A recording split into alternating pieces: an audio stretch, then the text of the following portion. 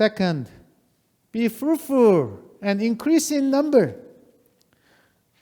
After 40 days of rainfall, the waters flooded the earth for 150 days.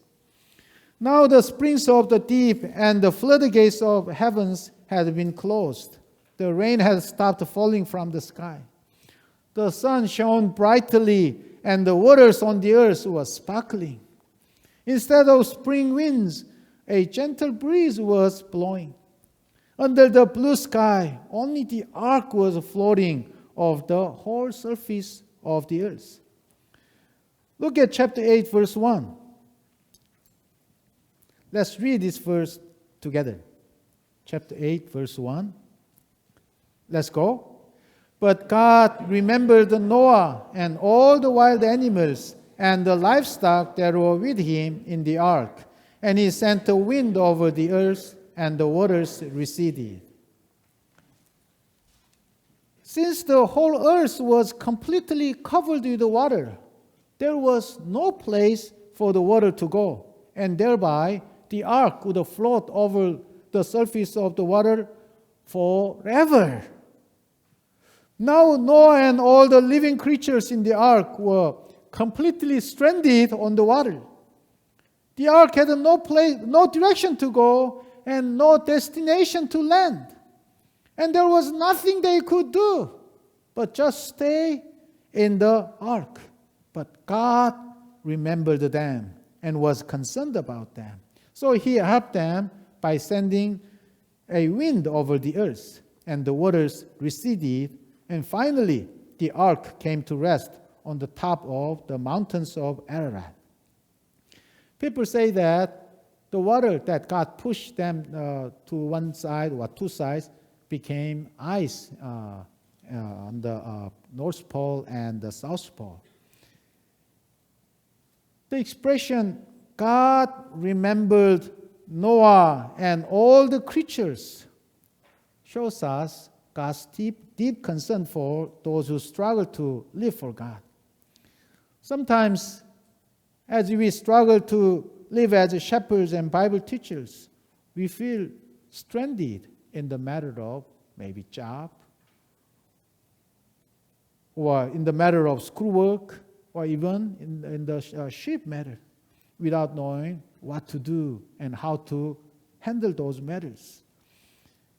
At that time, we can be rest assured that God knows our situation and He will certainly help us, sometimes by sending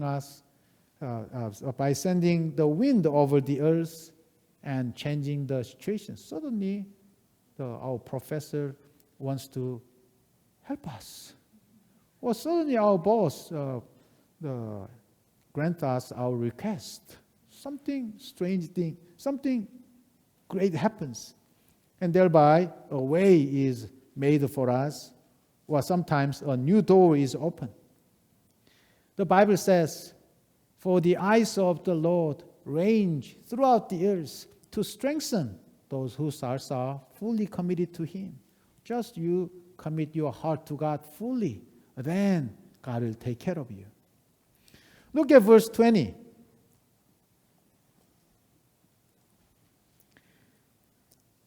On the 27th day of the second month in the following year, the earth was completely dry, and God asked them to come out of the ark. When Noah came out of the ark, the first thing he did was to build an altar to the Lord and worship Him. He offered a burnt offering to Him. So many people, maybe millions or billions people died. The whole world was destroyed. But the first thing Noah did was to build an altar to the Lord and offer sacrifices on it, showing his deep respect and honor to God. That was Noah's attitude toward God. The first thing he did was to offer sacrifices to God. At this, God was very pleased. The smell of the burnt offering was the pleasing aroma to Him. God accepted Noah and his offering. Then out of contentment, God said to himself, God said in his heart, never again will I curse the ground because of man, even though every inclination of his heart is evil from childhood. And never again will I destroy all living creatures as I have done. God knew that man's sin had not been removed by the flood. Even the inclination of man's heart, man's thought was only evil from childhood. Just like in the time of Noah, God decided that he would neither curse the ground nor destroy all the living creatures. There would be never such a global catastrophe that would destroy all the living on the earth. This was what God confirmed. Maybe a great earthquake would occur. Maybe a nuclear war may occur.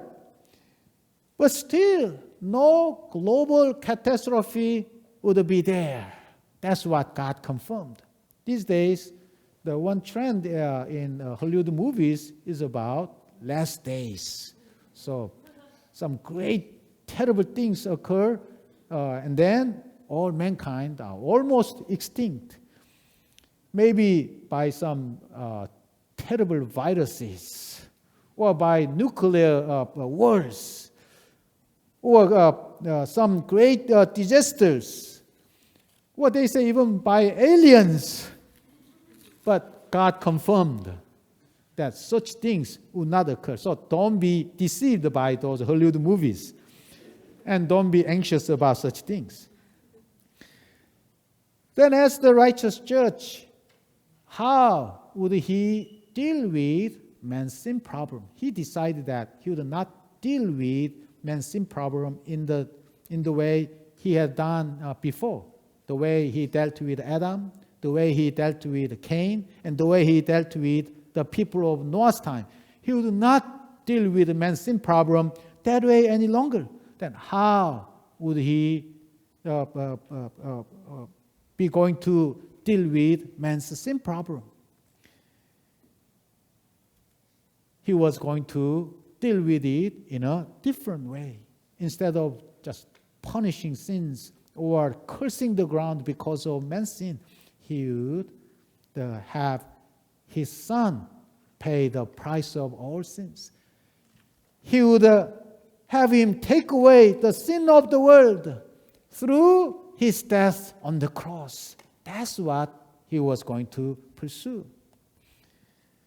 After the flood, everything changed greatly. The climate changed drastically. All creatures experienced sheer terror. Now, God would start all over again together with Noah and his family.